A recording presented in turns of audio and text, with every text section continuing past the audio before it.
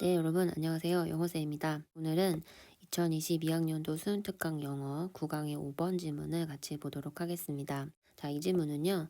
어떤 사회의 전문가들이 그 당시에 통용되는 지식 혹은 말의 본질, 지식의 성격을 규정한다 라고 얘기하면서 특히나 물리학의 영역이나 인간의 세계에 대한 이해라는 얘기는 여러분 인문학의 영역을 얘기하는 거겠죠. 특히나 정신분석학 이 두 가지 분야의 예를 들면서 특정한 시대에 일어난 어떤 획기적인 발견들 그리고 어떤 영역에 있어서의 새로운 발견 이런 것들이 기존의 이해를 진전시켰다 혹은 기존의 이해를 바꿨다. 두 가지 영역의 예를 들어서 설명하고 있는 지문입니다. 첫 번째 줄부터 같이 보면요.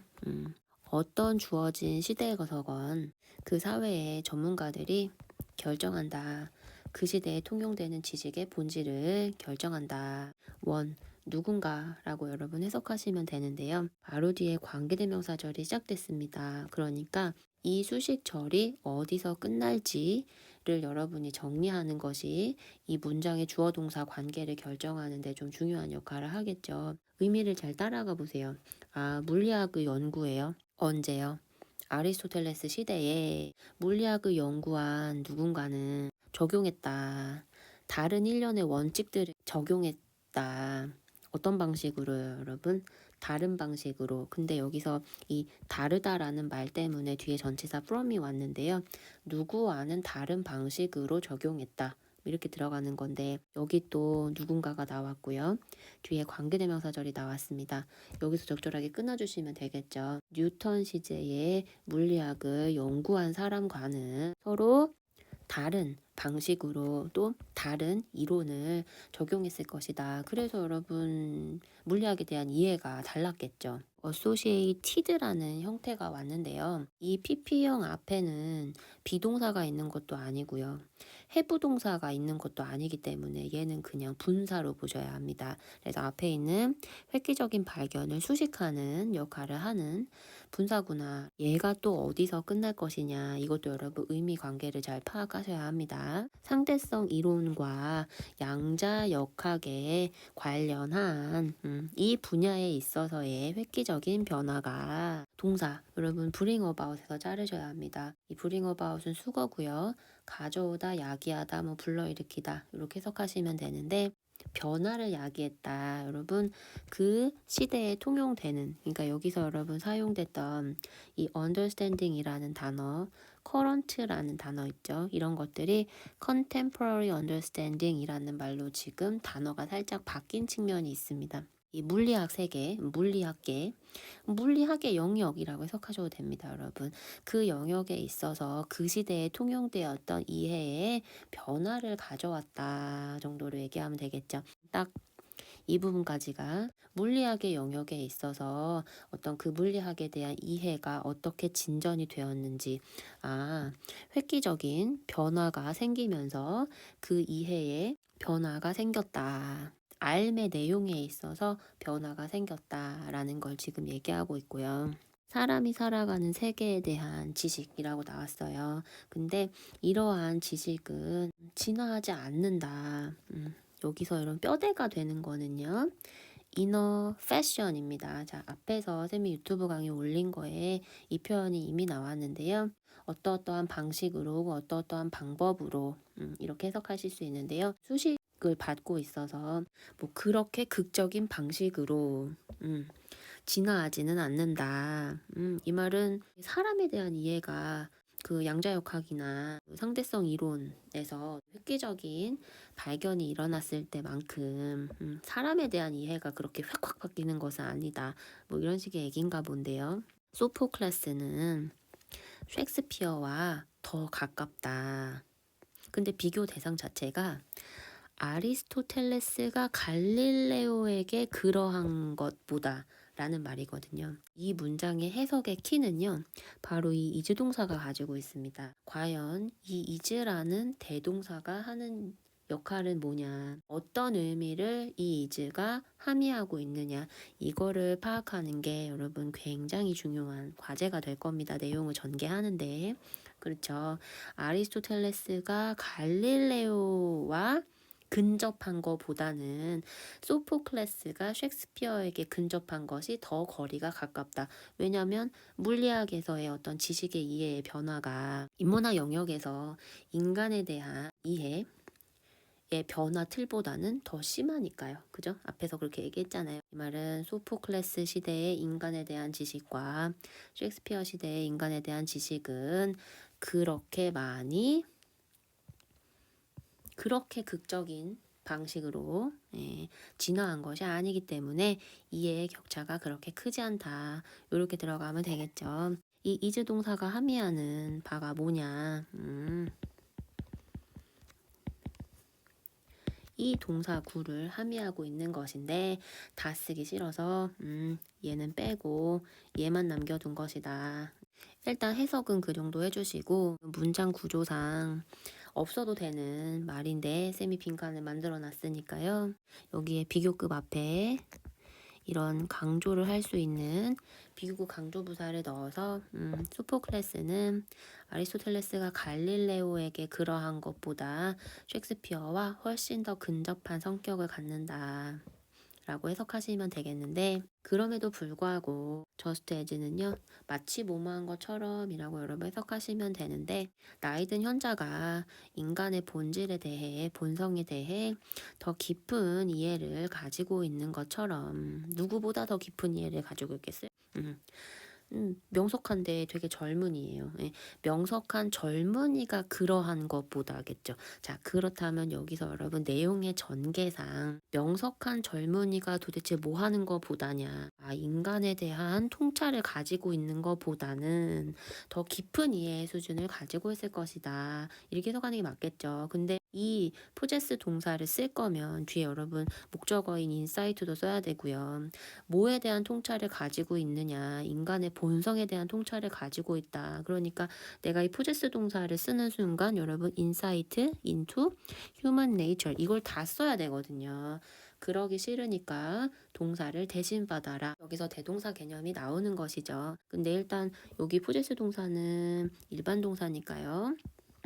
do나 does나 did를 시제와 수에 맞게 여러분이 갖다 써주시면 되는데, 이 바로 뒤에 주어 역할을 하는 명석한 젊은이 지금 단수로 나와 있습니다.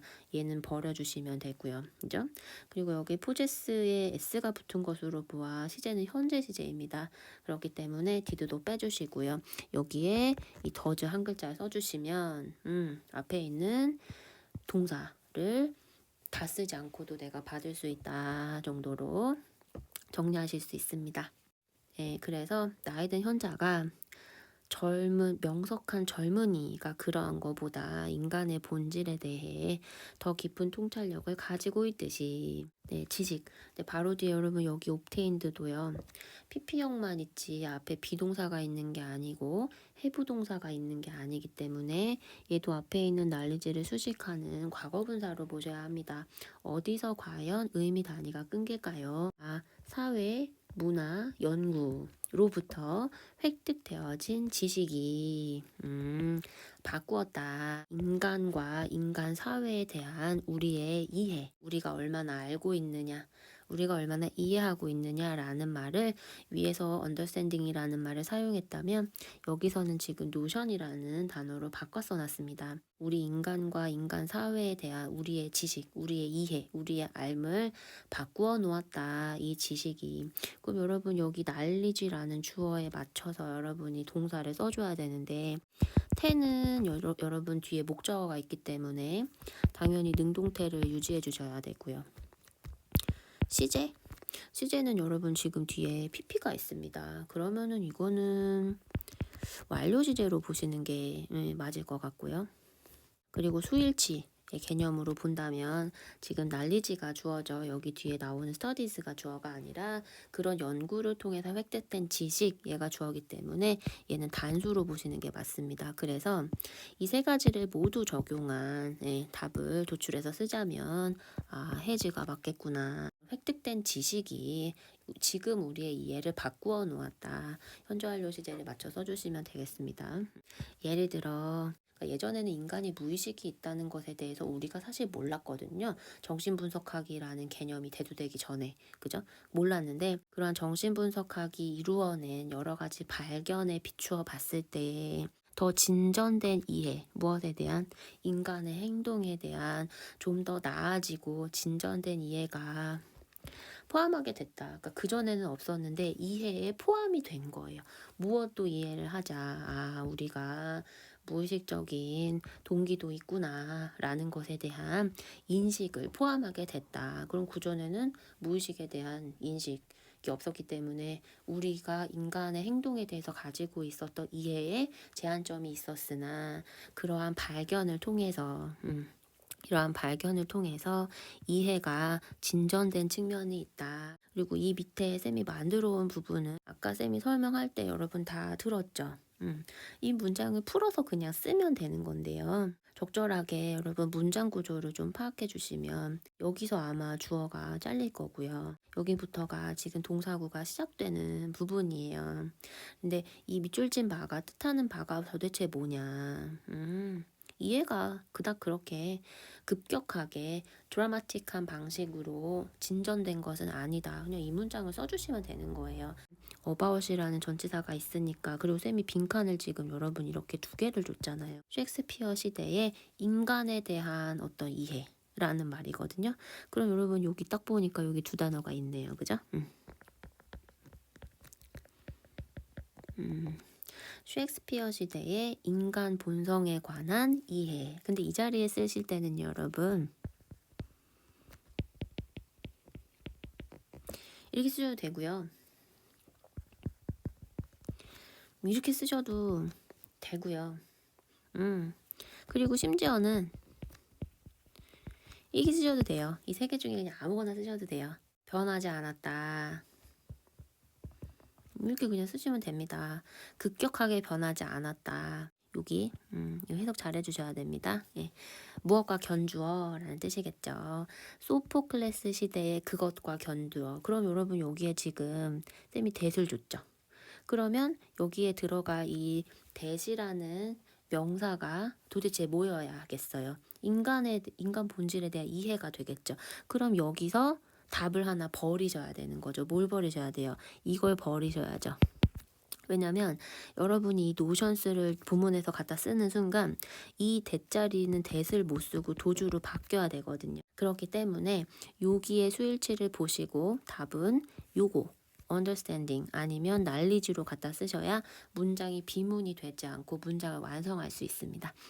그래서 정리하면요. 셰익스피어 시대의 인간 본성에 대한 이해는 소포클레스 시대의 그것과 견주어 그렇게 크게 달라지지 않았다라는 뜻이다 정도로 내용 이해를 해주시고 단어를 갖다 쓰실 때 요런 수일치 정도 구분해서 주의해서 답을 적어주자 정도로 이해하고 넘어가시면 되겠습니다.